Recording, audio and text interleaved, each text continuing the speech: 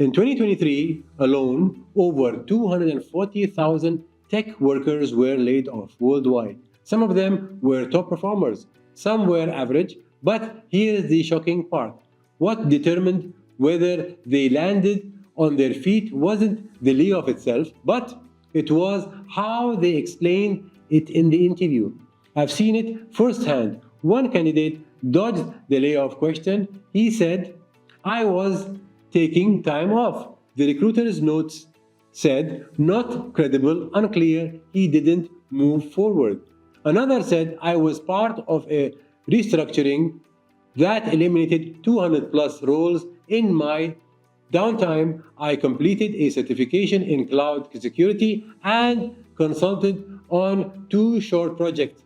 She was shortlisted and got hired within weeks.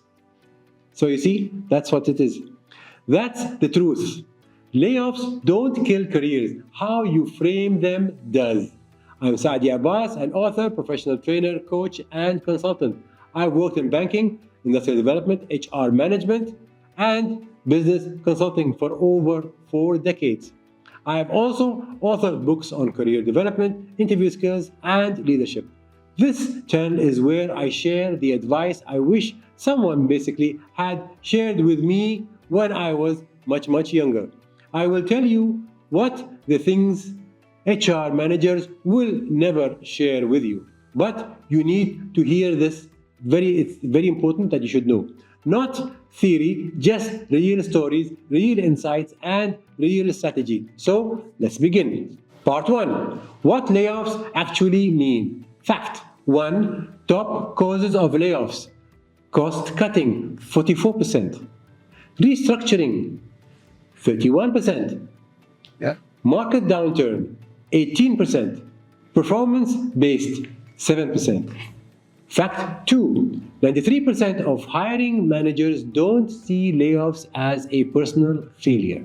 Fact 3. Professionals who address layoffs directly are 45% more likely to progress in the interview than those who dodge the question. These facts give us a conclusion that employers know layoffs happen.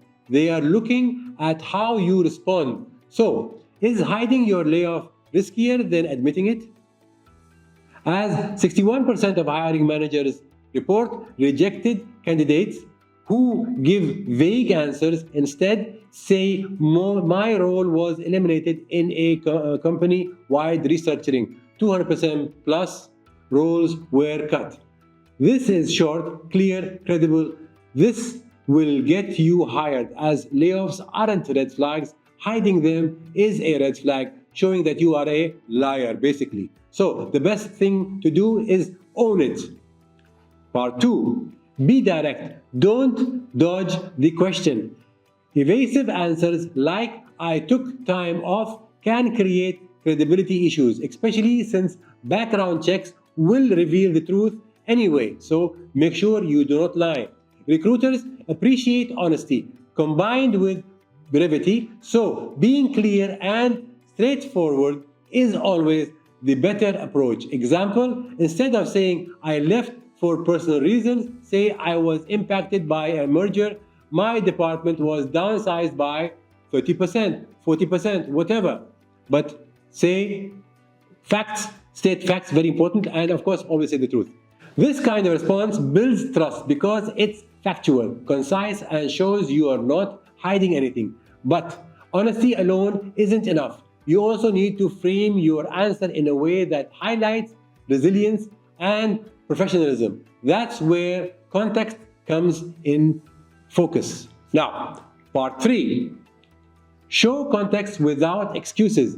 Framing matters because it shapes how recruiters perceive your career story. According to LinkedIn research, candidates who explain layoffs as part of broader industry-wide events are 45% more likely to advance in the hiring process.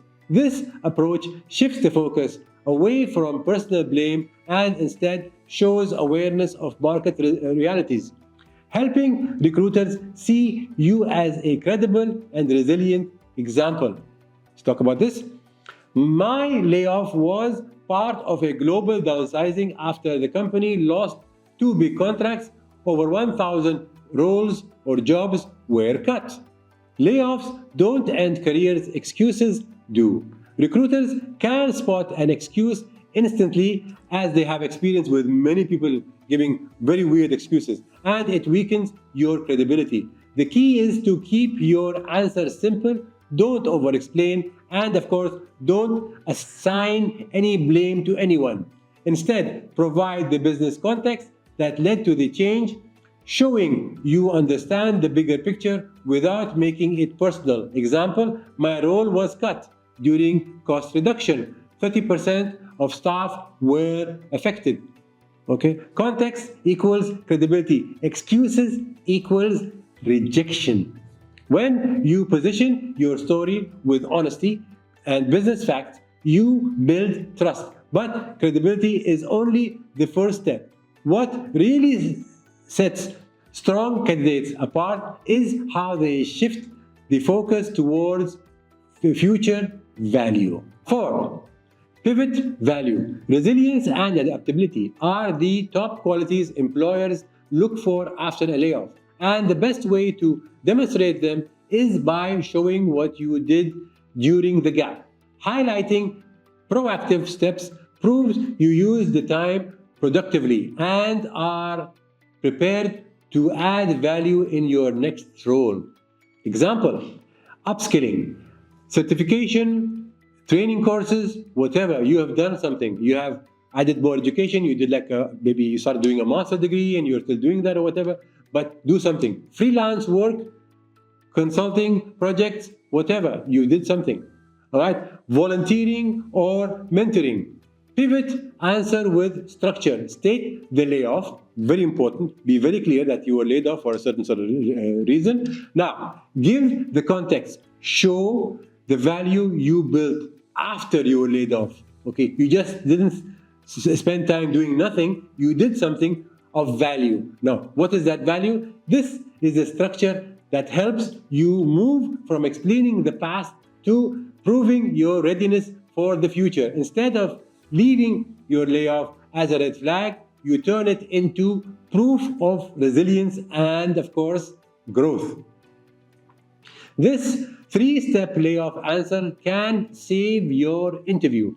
Say you were laid off. Give business context.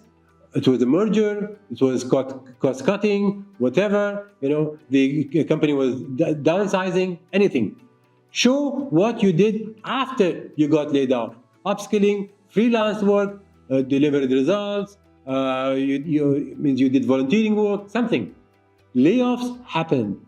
Value is what gets you hired. Part 5. Common pitfalls. Hiding a layoff is never a good idea. Background checks will expose it eventually.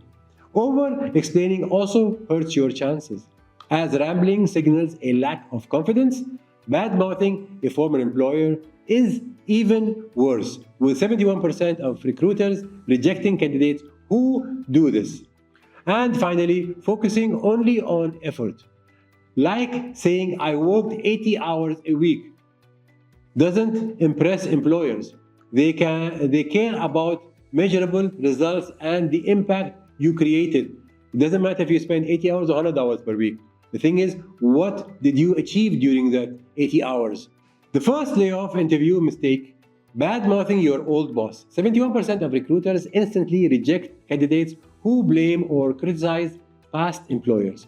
The smarter approach is to stay neutral, clean, and professional. For example, instead of pointing fingers, say the company restructured and my role was eliminated. This keeps the focus on business reality rather than personal emotion.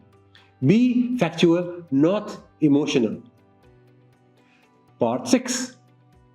The real truth about promotions after layoffs. Recruiters don't view layoffs as a weakness, they see them as a test of how you respond. What they look for is clarity in your explanation, resilience in how you handle the setback, and impact in what you achieved afterward. In fact, Harvard Business Review found that candidates who demonstrate growth after setbacks are twice as likely to be seen as leadership material. Here's the truth. Layoffs happen to almost everyone. They are not career enders, they're career stories. Be direct about it. Give context without excuses. Pivot to your value and growth because interviews don't reward your past circumstances, they reward your future potential. If you've ever been laid off, like this video to show you're not alone. Drop a comment, would you hide it or own it? And subscribe for more real world strategies HR won't tell you. See you in the next video. Thank you.